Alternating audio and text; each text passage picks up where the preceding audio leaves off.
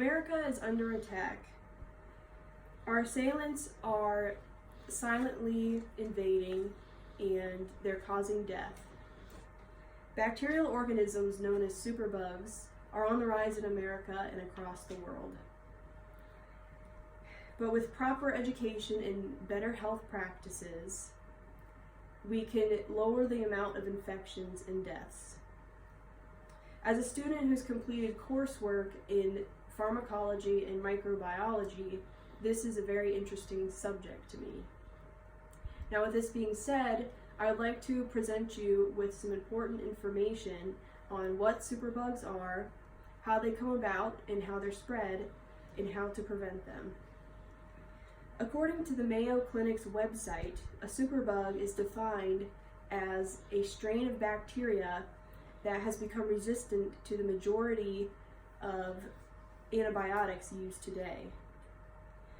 Repeated and sometimes unnecessary exposure to these antibiotics cause these strains to evolve, and when they evolve, they change and become immune to the antibiotics previously used to eradicate them. Some examples of superbugs are E. coli, ST131, Salmonella enterica, and methicillin-resistant Staph aureus, or MRSA for short. Non-drug resistant forms of Staph, E. coli, and Salmonella are themselves unpleasant and they're difficult to treat, but when they become resistant, they pose an even greater challenge. They can also be responsible for other types of diseases like UTIs, strep, STDs, or pneumonias.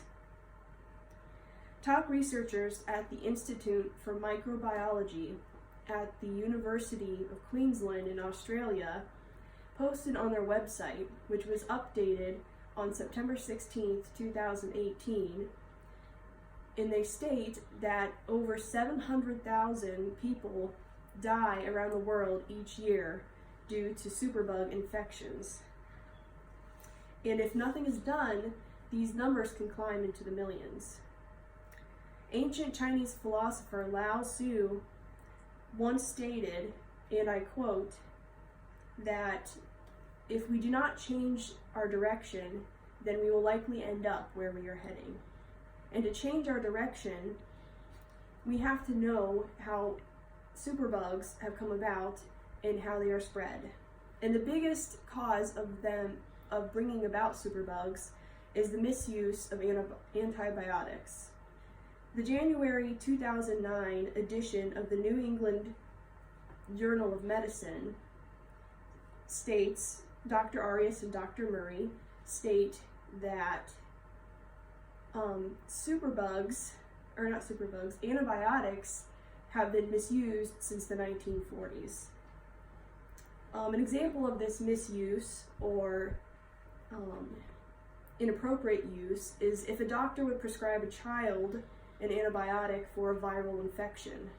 It's common knowledge in the medical field that antibiotics do not work for viral infections due to the fact that viruses and bacteria are genetically different. So therefore, a drug that is meant to kill a bacterial infection will have no effect whatsoever on a virus. Some ways that superbugs can be spread are by not washing your hands.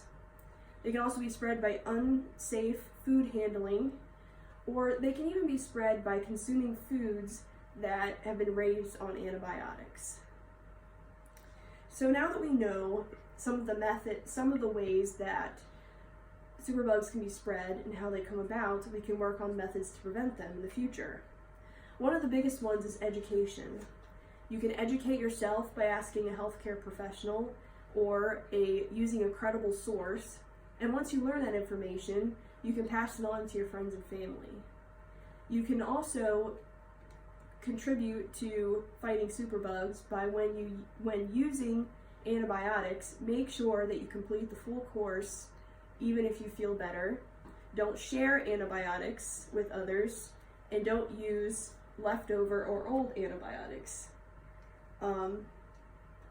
Also, make sure you practice general hand hygiene and eat healthy, drink water, get enough sleep. Now, while these practices will not completely wipe out superbugs, they can definitely slow the path to resistance and reduce the number of infections.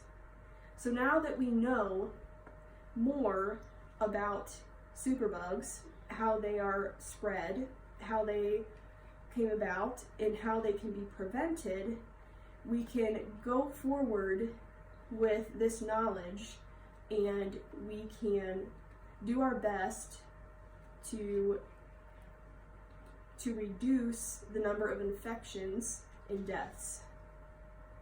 The rising tide of superbugs around the world can be stopped by us, but in the end, we are the ones who need to make a stand. Thank you.